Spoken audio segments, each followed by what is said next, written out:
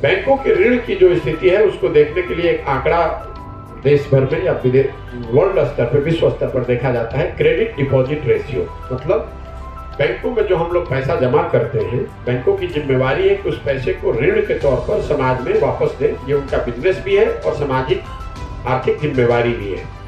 देश के स्तर पर बैंकों में जो पैसा जमा होता है पूरे देश में, उसका 70% पैसा लोन के तौर पर यहाँ के भारत के नागरिकों को मिलता है। बिहार की गरीब जनता, बिहार जैसे गरीब राज्य में ये डिपॉजिट हर साल करीब 4.25 से 4.5 लाख करोड़ होता है। मतलब बिहार के लोगों ने जैसे पिछले साल करीब 4.25 लाख करोड़ रुपया बैंकों में जमा कराया।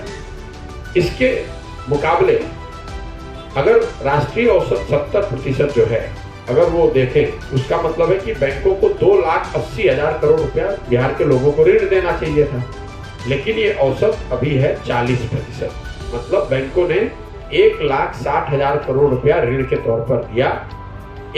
1,20,000 करोड़ का सीधा नुकसान बिहार की जनता को, जो कि पूंजी के तौर पर बिहार के लोगों को, युवाओं को मिल सकता था। आप एक रेडीमेड का दुकान खोल लेते, 2 टैक्सी चला लेते, कोई सैलून खोल लेता, कोई बिजनेस कर लेता, कोई होलसेल का काम करता, कोई रिटेल का काम करता। 1000 तरह के जो धंधे आप कर सकते थे।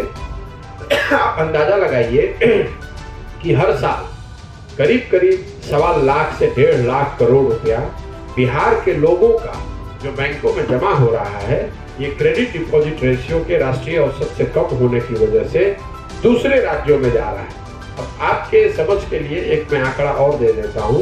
जो राज्य जो उद्योग धंधों को मामले में आगे हैं, और बिहार जो धनी राज्य हैं देश में, कर्नाटक, महाराष्ट्र, तमिलनाडु, तेलंगाना, आंध्र प्रदेश, गुजरात, वहां पर क्रेडिट डिपॉजिट रेशियो 90 से ज्यादा है।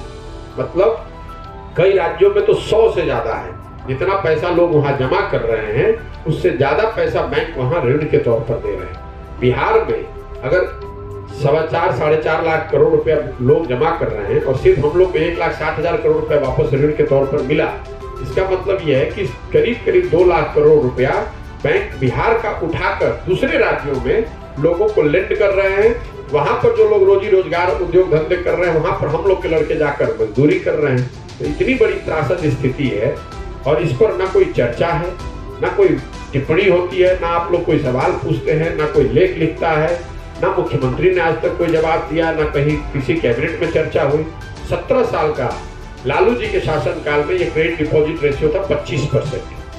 आप समझिए कितना बड़ा पूंजी, कितना बड़ा पैसा बिहार के लोगों का बैंकों के माध्यम से लीगल तरीके से दूसरे राज्यों में शिफ्ट हो रहा है, वहां के उद्योग धंधे और व्यापार को मदद के लिए। और हम लोग के लोग यहाँ पर पूंजी के लिए, पूंजी के अभाव में उद्योग धंधे और व्यापार से पूरी तरीके से वंचित हैं। तो ये एक लाइन में जो मैं बात आपको बता रहा हूँ, जो अभी तक की हमारी समझ है कि बिहार में लोग गरीबी से नहीं निकल पा रहे हैं, उसकी एक बड़ी वजह यह है कि गरीबी से निकलने के 3 जो महत्वपूर्ण रास्ते हैं, शिक्षित होना, खेती किसानी करके कुछ पैसे कमाना या व्यापार करना, ये तीनों दरवाजे बिहार की सरकार की वजह से, बिहार की सरकार और व्यवस्था की नाकामी की वजह से लोगों के लिए बंद है। यही वजह है कि लोग पीढ़ी दर पीढ़ी उसी गरीबी के कुचक्र में फंसे हुए हैं, उससे निकल नहीं पा रहे हैं।